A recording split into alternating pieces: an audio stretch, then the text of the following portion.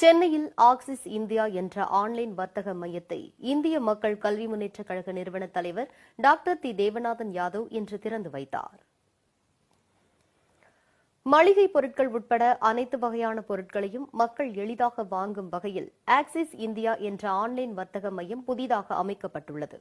Chennai குரம்பேட்டையில் axis India என்ற இந்த online வர்த்தக மையத்தை இந்திய மக்கள் கல்வி முன்னேற்றக் கழக நிறுவன தலைவர் டாக்டர் தி தேவநாதன் யாதவ் இன்று ரிப்பன் வெட்டி குத்துவிளக்கேற்றி திறந்து வைத்தார்.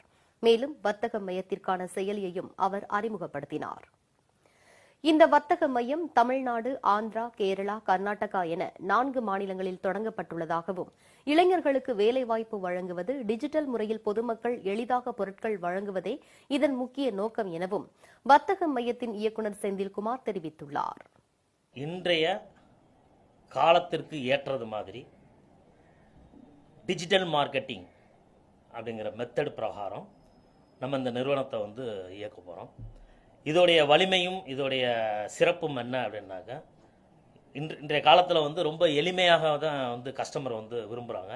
அந்த விஷயத்தை நம்ம கொடுக்க போகிறோம். கஸ்டமரை பொறுத்தவரை பொருட்கள்